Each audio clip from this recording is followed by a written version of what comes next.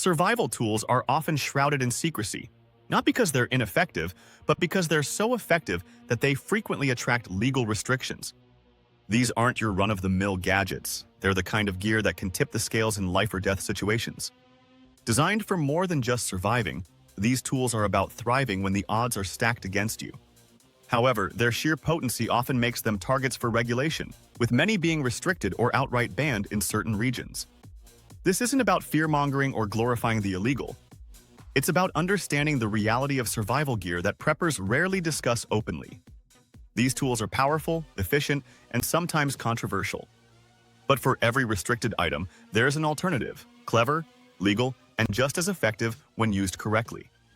Whether it's a substitute for pepper spray, a DIY solution for body armor, or a discreet alternative to high-powered slingshots, there are ways to stay prepared without crossing legal boundaries. In the world of prepping, knowledge is power. Understanding what's out there, why it's valuable, and how to adapt when restrictions arise is key.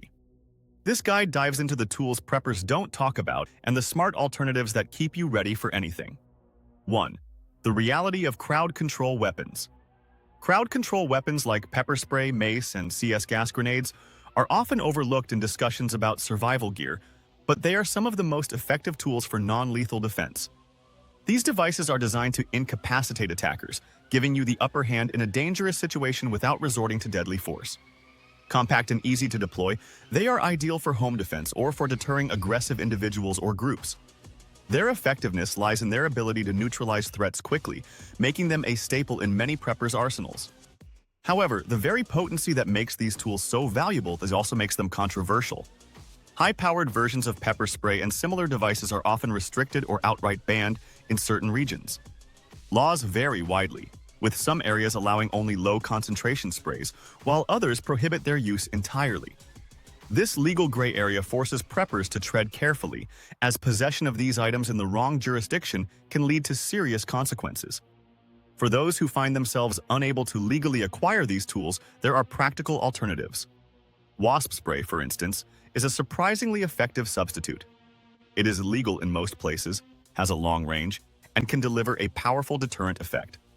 Another option is to create your own pepper gel using hot peppers and an oil base. While this DIY solution requires some effort, it can be a lifesaver in a pinch. For those looking for a more advanced approach, motion-activated deterrent systems offer a high-tech, non-lethal way to protect your home or property. The key to using crowd control weapons effectively is understanding their limitations and the legal framework surrounding them. These tools are not a one-size-fits-all solution, but they can be invaluable in specific scenarios. Whether you opt for commercial products or creative alternatives, the goal remains the same: to protect yourself and your loved ones without crossing legal boundaries. In the world of survival, preparation and adaptability are your greatest assets, and crowd control weapons, legal or alternative, are a testament to that principle. 2. The importance of body armor and ballistic plates. Body armor and ballistic plates are often associated with military or law enforcement, but their value in a survival scenario cannot be overstated. These tools are designed to protect against gunfire, shrapnel, and other forms of physical harm, making them a critical component of any prepper's gear. In urban conflict zones or areas prone to looting and raids, body armor can mean the difference between life and death. Even in less extreme situations, having this level of protection can provide peace of mind and a significant tactical advantage. The primary function of body armor is to shield the wearer from harm, not to engage in combat. It is a defensive tool, designed to keep you safe in unpredictable and potentially dangerous environments. However, the legality of owning body armor varies widely. In some regions, civilians are restricted from purchasing or possessing ballistic plates, and in extreme cases, ownership is criminalized. These legal barriers can make it challenging for preppers to acquire the protection they need. Fortunately, there are alternatives for those who cannot legally obtain body armor. DIY solutions, such as creating soft inserts from stacks of books or ceramic tiles, can provide a surprising level of protection. While not as effective as professional-grade armor, these makeshift options can still offer a critical layer of defense. Another approach is to reinforce your living space with materials like sandbags, steel doors, or ballistic blankets. These measures can turn your home into a fortified bug-in zone, providing safety without the need for wearable armor. The value of body armor lies not just in its ability to protect, but in the mindset it fosters. Wearing armor reminds you to stay vigilant and prepared, even in the face of uncertainty. While legal restrictions may limit access to traditional ballistic plates, creative alternatives ensure that protection remains within reach. In the end, survival is about making the most of what you have and finding innovative ways to overcome obstacles. Body armor, whether professional or improvised, embodies this spirit of resilience and adaptability. 3. The silent power of high-powered slingshots and crossbows. High-powered slingshots and crossbows are among the most underrated tools in the survival world. These silent weapons offer a unique combination of stealth, reusability, and effectiveness, making them invaluable in scenarios where drawing attention could be dangerous. Unlike firearms, which are loud and require a steady supply of ammunition, slingshots and crossbows are quiet and can be used repeatedly with minimal resources. This makes them ideal for both defense and hunting in long-term survival situations. The appeal of these weapons lies in their simplicity and versatility. A high-powered slingshot, for example, can launch projectiles with enough force to incapacitate an attacker or take down small game. Crossbows, on the other hand, offer greater range and precision, making them suitable for larger targets. Both tools are relatively easy to learn and use, requiring only basic training to become proficient. However, their effectiveness comes with a caveat: legal restrictions. In many urban areas, these weapons are heavily regulated or outright banned, limiting their availability to preppers. For those who cannot legally own a high-powered slingshot or crossbow, there are several viable alternatives. Survival-style bows are a popular choice, offering similar functionality in a more compact and lightweight package. Wrist rockets, which are essentially enhanced slingshots, provide a discreet and portable option for self-defense or hunting. Primitive weapons like throwing spikes or atlatls are another alternative, requiring only basic materials and practice to become effective. These tools may lack the sophistication of modern slingshots and crossbows, but they are no less valuable in a survival scenario. The true strength of silent weapons lies in their ability to keep you under the radar. In a world without law, drawing attention to yourself can be a fatal mistake.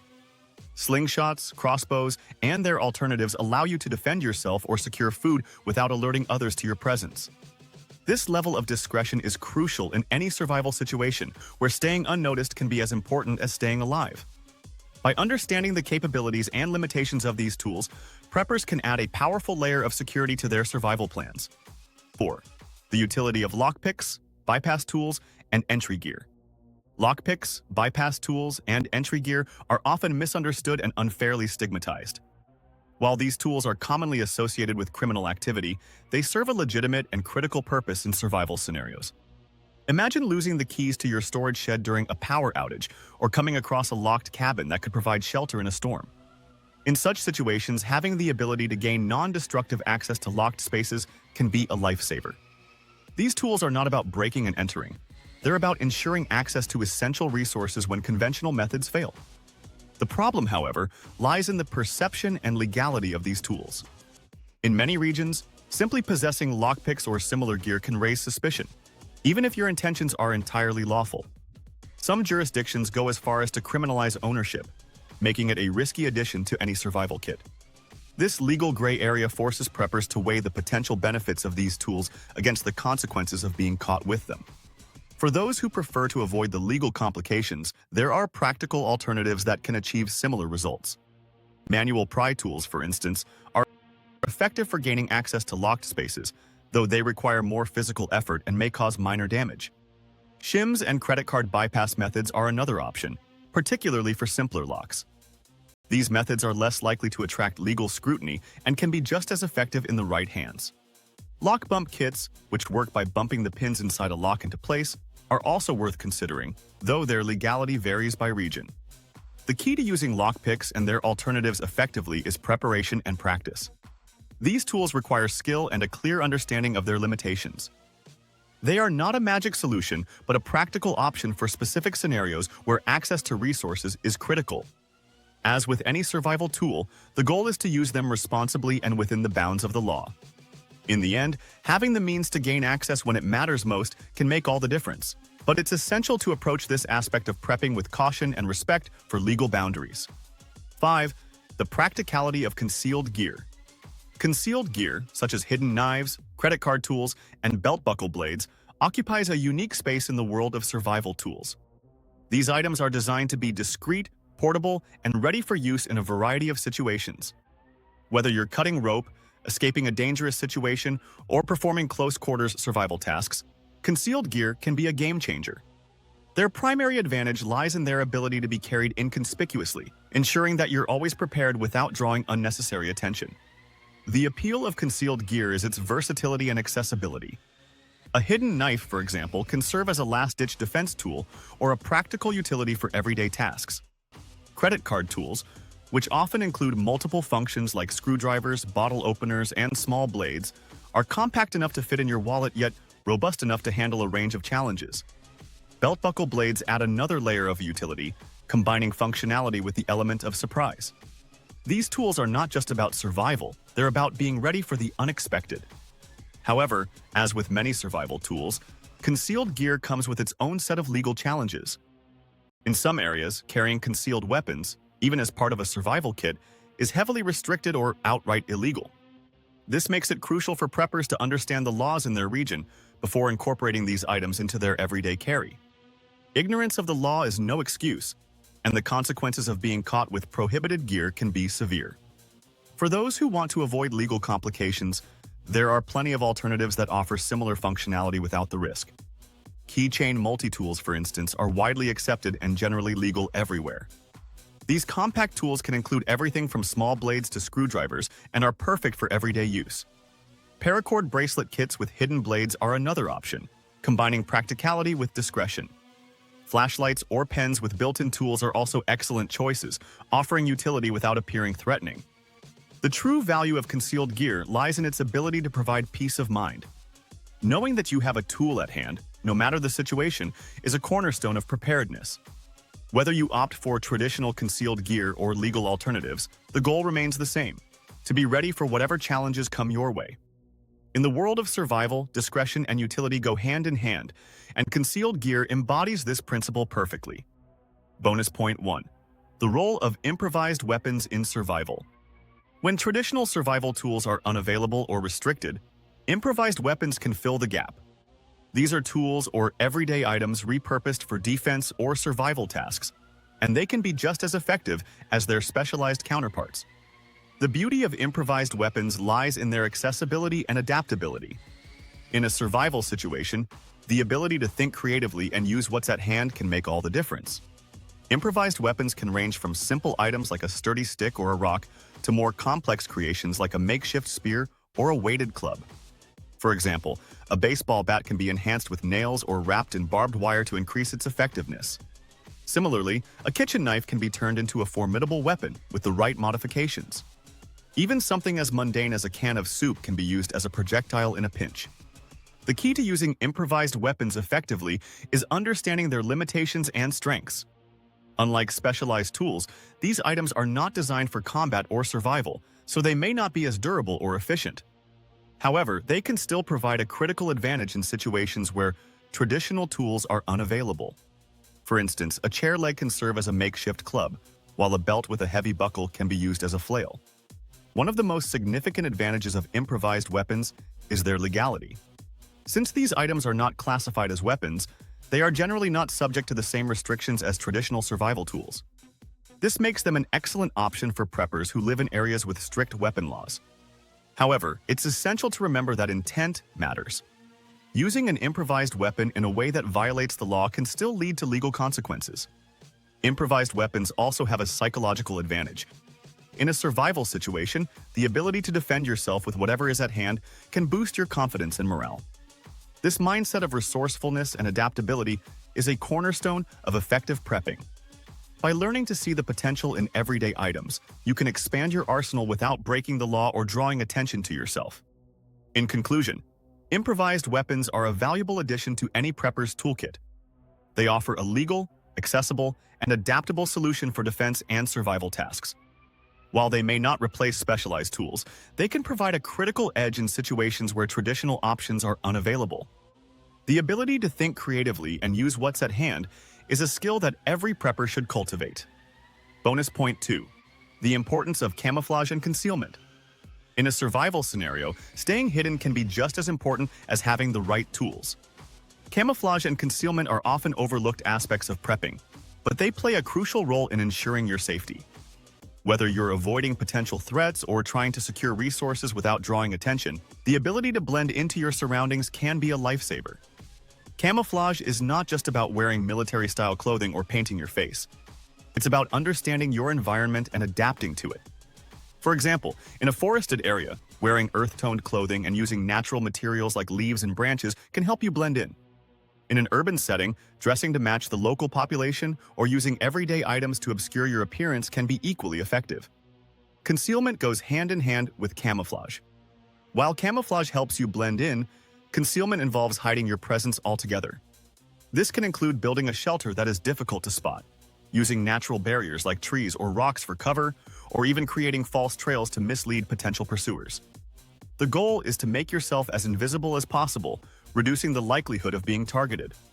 One of the most effective ways to practice camouflage and concealment is to study the habits of animals. Many animals are masters of blending into their environment, using techniques like staying still, moving slowly, and choosing hiding spots that match their coloration. By observing and mimicking these behaviors, you can improve your own ability to stay hidden. Camouflage and concealment are not just about avoiding threats. They can also be used to protect your resources. For example, you can use camouflage netting to hide your supplies or create hidden caches in inconspicuous locations. This ensures that your resources remain safe, even if your primary location is compromised. The importance of camouflage and concealment cannot be overstated. In a survival situation, the ability to stay hidden can mean the difference between life and death. By learning to adapt to your environment and use it to your advantage, you can increase your chances of staying safe and secure. Remember, the best way to avoid a threat is to ensure it never sees you in the first place. Bonus point 3. The value of psychological preparedness. While physical tools and skills are essential for survival, psychological preparedness is often the most critical factor. In a high-stress situation, your ability to stay calm, think clearly, and make rational decisions can determine whether you survive or succumb to the challenges you face. Mental resilience is the foundation of effective prepping, and it's a skill that can be developed with practice and preparation. Psychological preparedness begins with understanding the nature of stress and how it affects your body and mind. In a survival scenario, your body's fight-or-flight response can be both a help and a hindrance. While it can provide a burst of energy and heightened awareness, it can also lead to panic, poor decision-making, and physical exhaustion. Learning to manage this response is crucial for maintaining control in a crisis. One of the most effective ways to build psychological resilience is through training and simulation. By exposing yourself to controlled stressors, such as survival drills or challenging physical activities, you can learn to adapt to high-pressure situations. This not only improves your ability to handle stress, but also builds confidence in your skills and preparedness. Another critical aspect of psychological preparedness is maintaining a positive mindset. In a survival situation, hope and determination can be powerful motivators. Setting small, achievable goals can help you stay focused and maintain a sense of purpose.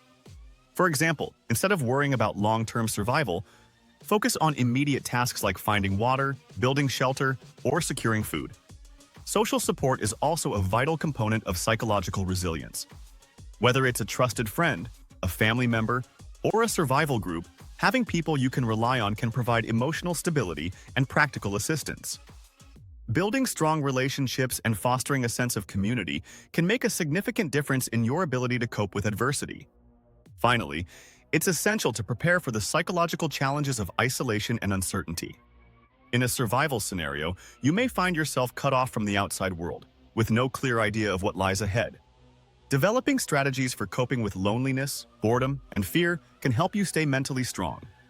This might include activities like journaling, meditation, or creating a routine to maintain a sense of normalcy. In conclusion, psychological preparedness is a cornerstone of effective survival planning. While tools and skills are important, your ability to stay calm, focused, and resilient in the face of adversity is what will ultimately determine your success. By building mental resilience and preparing for the psychological challenges of survival, you can ensure that you're ready for whatever comes your way. Bonus point 4. The power of bartering skills in survival. In a survival scenario, bartering can become a critical skill, especially when traditional currency loses its value. The ability to trade goods, services, or knowledge can mean the difference between thriving and merely surviving. While many preppers focus on stockpiling physical items, the art of negotiation and bartering is often overlooked but equally important. Bartering is not just about having items to trade, it's about understanding value in a survival context. What might seem insignificant in normal times, like a pack of matches or a roll of duct tape, can become incredibly valuable when resources are scarce. The key is to anticipate what others might need and ensure you have a variety of tradable goods. Commonly bartered items include food, water purification tablets, medical supplies, tools, and even skills like first aid or mechanical repair. However, bartering is not without its risks. In a world where trust is scarce, every trade carries the potential for conflict. This is why it's essential to approach bartering with caution.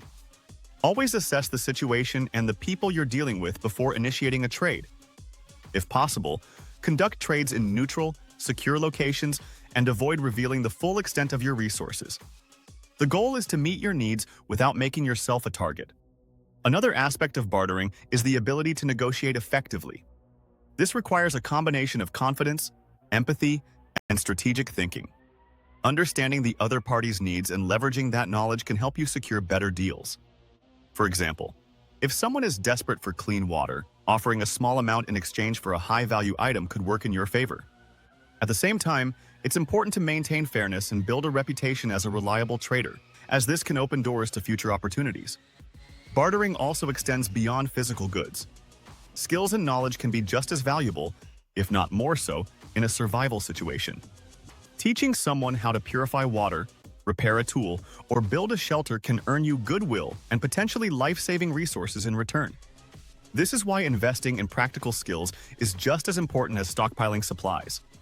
In conclusion, bartering is a multifaceted skill that combines resource management, negotiation, and interpersonal savvy. By mastering the art of trade, you can secure essential resources, build alliances, and increase your chances of survival. In a world where every decision counts, the ability to barter effectively is a skill no prepper should overlook. Bonus point 5. The role of renewable resources in long-term survival. When it comes to long-term survival, renewable resources are invaluable. While stockpiling supplies is a common strategy, it's not sustainable in the long run. Eventually, stored goods will run out, and the ability to generate resources on your own will become essential. This is where renewable resources come into play, offering a sustainable solution for food, water, and energy needs. One of the most critical renewable resources is food.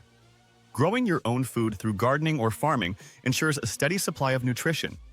Crops like potatoes, beans, and leafy greens are relatively easy to grow and provide essential nutrients. Additionally, raising small livestock such as chickens or rabbits can supplement your diet with protein. The key is to focus on low-maintenance, high-yield options that can thrive in your specific environment. Water is another resource that must be renewable in a survival scenario. While stockpiling bottled water is a good short-term solution, it's not practical for extended periods. Setting up a rainwater collection system or finding a reliable natural water source is crucial.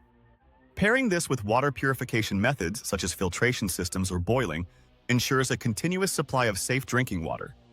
Energy is often overlooked in survival planning, but it's just as important as food and water. Renewable energy sources like solar panels, wind turbines, or even hand-crank generators can provide power for essential devices. These systems are particularly valuable in off-grid scenarios, where traditional energy sources are unavailable. Investing in portable solar chargers or small-scale wind turbines can make a significant difference in your ability to stay connected and maintain essential functions. The beauty of renewable resources lies in their sustainability.